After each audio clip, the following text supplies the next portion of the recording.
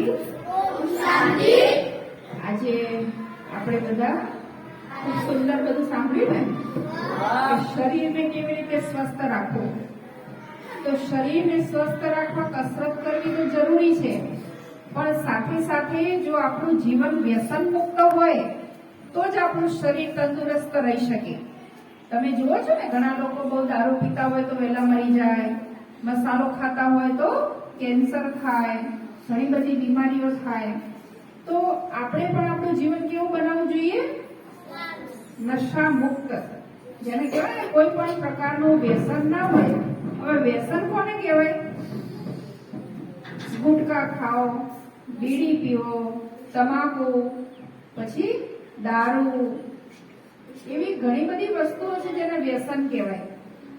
તો અત્યારે તો તમે બધા નાના છો એટલે કોઈ વ્યસન નહીં કરતા હોય, પણ ભવિષ્યમાં પણ કોઈ એવા મિત્રો મળી જાય, કોઈ એવા સગા મળી જાય જે તમને એમ કે લે ને હું મારા પૈસે તને મસાલો ખવડાવું, તો તમે શું કરશો? ખાઈ લેશો?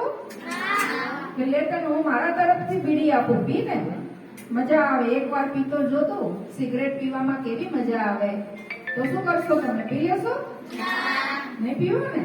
કેમ? કારણ કે આપણું શરીર જો તંદુરસ્ત હશે તો આપણું ઘરે આપણે સારી રીતે સાચવી શકીશું, અને ઘર જો તંદુરસ્ત હશે તો આપણો સમાજ, આપણો દેશ એ બધા જ તંદુરસ્ત બની શકે. તો આજે આપણે બધા પણ એક સંકલ્પ કરીશું. શું સંકલ્પ કરીશું? કે હું ક્યારે નશાનું સેવન કરીશ નહીં. તો ચલો આપણે બધા જ્યાં ઉભા છે ને ત્યાં ઉભા થઈ જઈશું. છૂટા છે કે પાછલી ગેલેરી સુધી તમને ભરો, વાંધો નહીં. આપણે રોજ પ્રતિજ્ઞા લઈએ ને એ રીતના છૂટા થઈ જાઓ. બધા એક લાંબો હાથ કરો. જમણો હાથ છે ને આગળ કરો. જમણો હાથ આગળ. હાથ ના છે ને એ રીતે બધા લાંબો હાથ કરો. જમણો હાથ.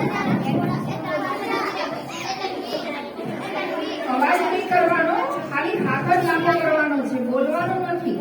અને એકબીજાની પાછળ ઉભા રહેવાનું છે. એકબીજાના પાછળ સુધી હાથ આવવો જોઈએ, એનાથી આગળ હાથ ના આવવો જોઈએ. બરાબર? ચલો, હું જે બોલું એ સાથે સાથે આપણે બધા બોલીશું. આજના દિવસે હું સંકલ્પ કરું છું કે મારું જીવન નશા મુક્ત, સંપૂર્ણ સ્વસ્થ રાખીશ. હું જીવનમાં ક્યારે પણ નશો કરીશ નહીં. બીડી, સિગરેટ, પાન, ગુટકા, તમાકુ, શરાબ, ડ્રગ્સ કે બીજા કોઈ પ્રકારનું પણ વ્યસન હું સ્વીકારીશ નહીં. બીજું કોઈ પણ વ્યક્તિ વ્યસન કરતું હશે તો એને પણ હું અટકાવીશ. મારું જીવન સ્વસ્થ અને સુંદર બનાવીશ.